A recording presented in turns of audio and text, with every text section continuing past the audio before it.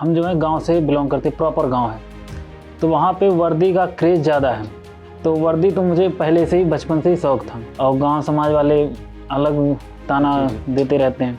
Exam जैसे एक समय होता है, एक पीरियड होता है, जैसे 3 साल 4 साल हो जाते हैं, एक कोई मतलब तैयारी करने वाला अपने आप पे डाउट होने लगता है। नमस्कार साथियों, स्वागत है आपका इस पॉडकास्ट में, जहां पर मैं आज आप लोग को मिलवाने वाला हूं जिन्होंने अपनी मेहनत से, अपने परिश्रम से अपना जो है सिलेक्शन सुनिश्चित किया है एसएससी जीडी 2024 में, और अब वो ट्रेनिंग के बाद हमारे सामने मौजूद है। जी हां, मैं यहां पे आपसे मिलवाने वाला हूं AIR 92, जिनका नाम है राज यादव जी। तो राज यादव जी का सबसे पहले तो स्वागत है आपका इस टेक्स्ट बुक यूट्यूब चैनल पर। धन्यवाद।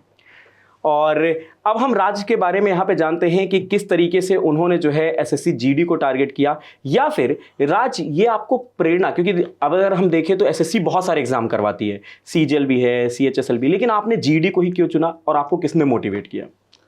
तो जैसे सर हम लोग हम जो है गाँव से बिलोंग करते, प्रॉपर गाँव है, तो वहाँ पे वर्दी का क्रेज़ ज़्यादा है।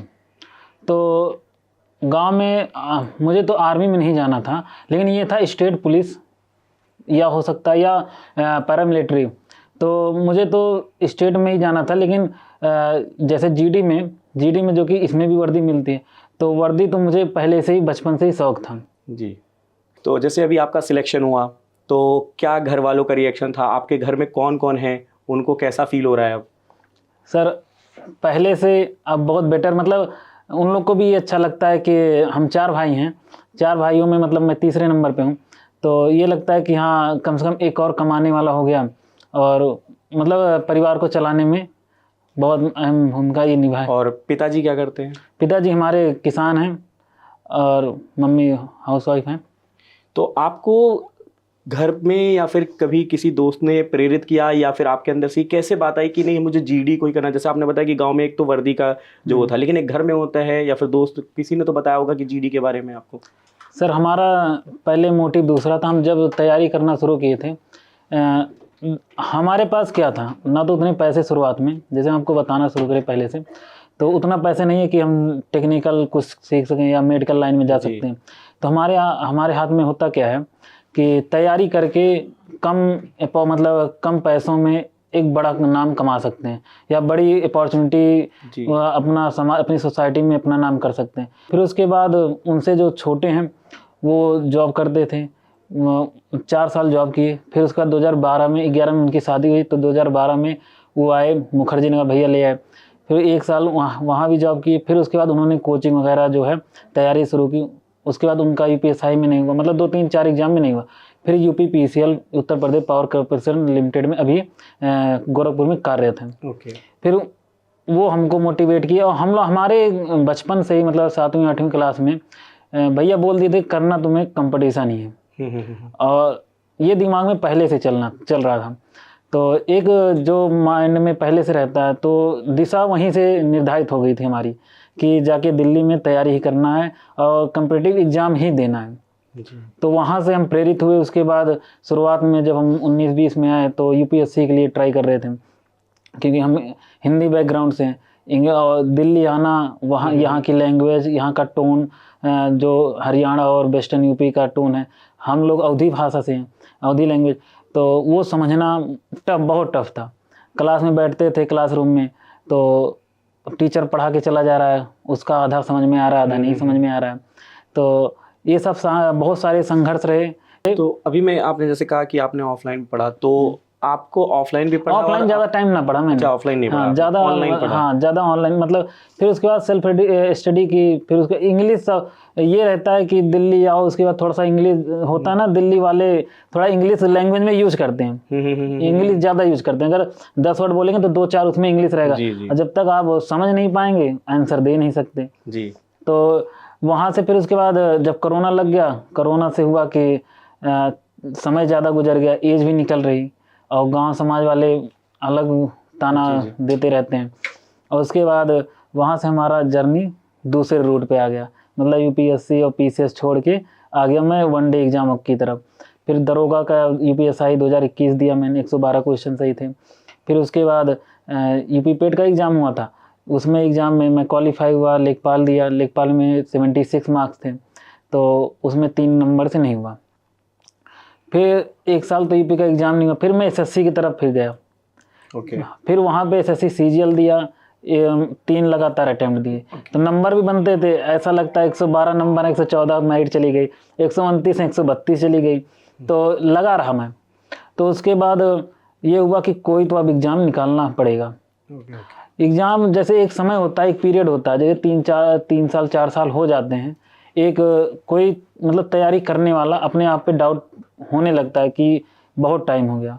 क्योंकि एक समय बाद मुझे ऐसा फील होता है एज ए स्टूडेंट, एक समय बाद ये होता है कि पढ़ने का मन कम करने लगता है।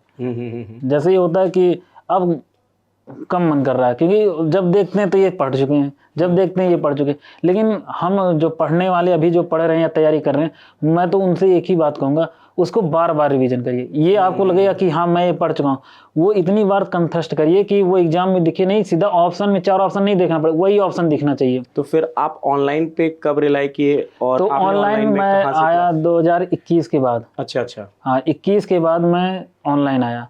और मैं टेस्ट जो है आपको बता दूं, जब 2019 मेरे भैया मतलब बड़े जो मुझसे बड़े हैं यूपीपीसीएल में हैं, जब वो तैयारी कर रहे थे तो मैं उनके साथ मतलब उनके साथ देखता था।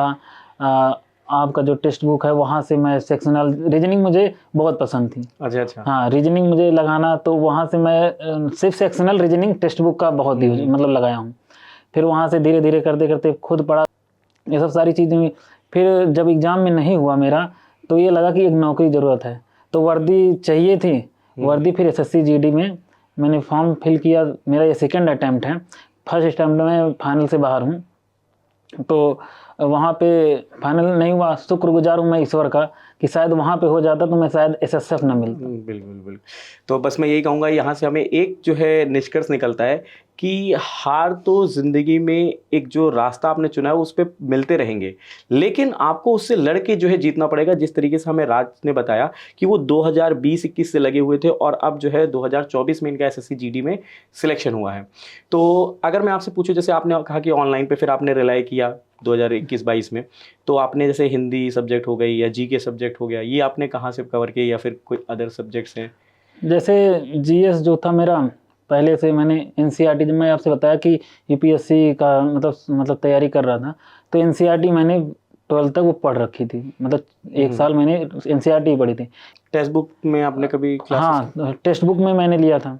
अच्छा अच्छा। हाँ, जैसे आपका ही किया था, और उसके बाद विनय सर का हिंदी से मैंने पढ़ाई की थी।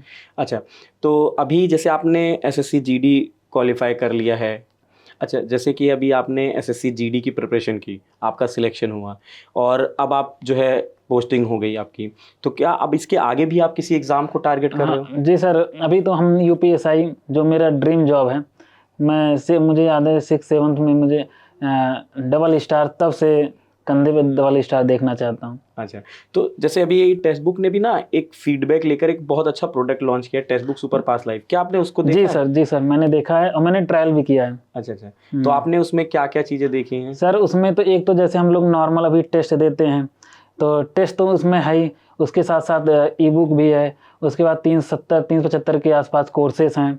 ये सारी चीज़ें उपलब्ध हैं जो कि हम इतना, मुझे पता है, मुझे लगता है कि जैसे मैं पहले जब मतलब तैयारी करता था, तो अलग अलग चीज़ें अलग अलग प्लेटफॉर्म पे जाते थे, और ये जो टेक्स्ट बुक ने सुपर पास लाया है, मुझे लगता है ये जो तैयारी करने वालों के लिए बस एक प्लेटफॉर्म और सारी चीज़ें एक जगह, और सिलेक्शन 100% मिलेगा, क्योंकि भटकना नहीं है।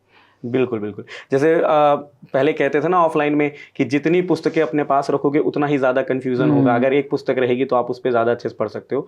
तो टेक्स्ट बुक सुपर पास लाइव भी हमने यही बच्चों को मद्देनज़र रखते हुए लॉन्च किया था कि अलग अलग बच्चे क्या है अलग अलग एग्ज़ाम को टारगेट कर रहे होते थे, तो अब अलग अलग वो कोर्स लेते थे, कोई 400 का, कोई 600 का, ऐसे करके बच्चे को जो है 2000, 3000, 4000 तक लग जाता था। तो हमने सोचा कि क्यों ना सुपर पास लाइव बनाया जाए, उस पर 375 से ज़्यादा एग्जाम के कोर्सेज हैं और आपको जो है पीडीएफ भी मिल जाती है, मॉक टेस्ट भी मिल जाता है।